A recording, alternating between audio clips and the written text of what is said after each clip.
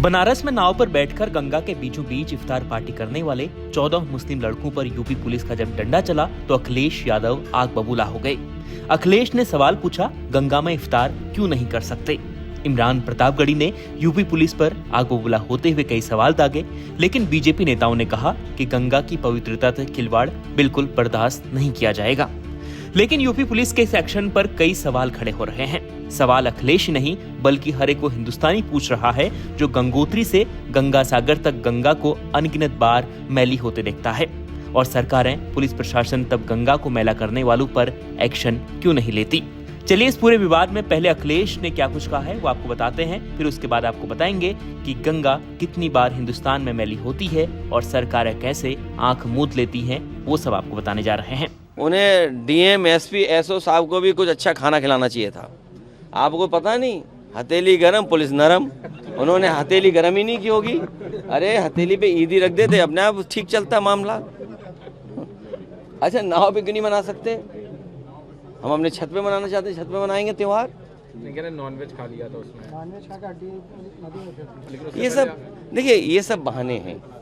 ये सब बहाने हैं हमारे आपके बीच में दूरियां पैदा करने के लिए। क्रूज जो चल रहा था उस पे भी हमारे आपके बीच में दूरियां पैदा करने के लिए। और जो एक जहाज चला था, याद है, एक जहाज चला था वहाँ 5 स्टार, उसमें महंगी महंगी शराब रखी हुई थी। बताओ आप शराब कैसे रख सकते हो? और फिर जो उसका वेस्ट है, जो आप वेस्ट है उसका, टॉयलेट का वेस्ट कहाँ जा रहा था? गंगा में जा रहा था। तो उस पानी के जहाज के मालिक पे क्या कार्रवाई की उन्होंने, बताइए? एक टेंट लगा था, याद है आपको? नकली टेंट। उस समय जो गड्ढे खोद खोद के जो छोड़ गए थे गंदगी, वो बताओ गंगा में पहुंची कि नहीं पहुंची? तो ये सब बहाना है। ये जानबूझ करके प्रशासन इस तरह का काम करता है सरकार को खुश करने के लिए। हाँ, अगर किसी से गलती होगी तो वो स्वीकार कर लेगा गलती हो गई, अगली बार नहीं करेगा। ये तो प्रशासन को बताना चाहिए। कई जगह नियम कानून नहीं होते हैं, ये सरकार को नियम कानून बतानी चाहिए सर। अब जो माननीय इफ्तारी करने से गंगा मैली होने की बात कह रहे हैं, उन्हें आगे यह वीडियो देखना चाहिए।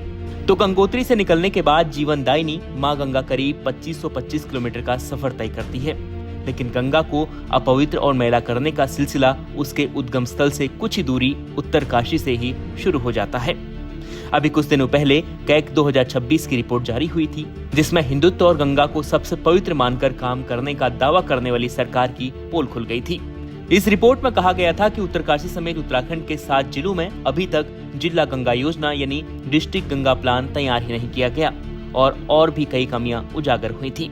वहीं दूसरी तरफ उत्तरकाशी में कई वर्षों से गंगा किनारे शहर का कूड़ा जमा होता है और कई जगहों पर ढलानों पर फेंका गया कचरा बारिश के दौरान बहकर सीधे गंगा में समा जाता है। ऐसा ही हाल उत्तरकाशी से हरिद्वार तक का है। फिर जब गंगा कानपुर, वाराणसी, प्रयागराज, पटना, हावड़ा पहुंचती है तो वहां गंगा का और बुरा हाल है।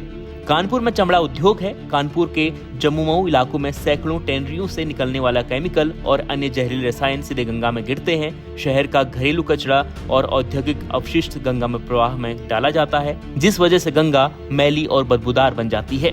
ऐसे ही अन्य शहरों में फैक्ट्रियों से निकलने वाला केमिकल, शहरों का गंदा पानी बिना ट्रीटमेंट के गंगा में डाल दिया जाता है और गंगा कई बार ये सब दर्द झेलती है। Bureau report, news 24।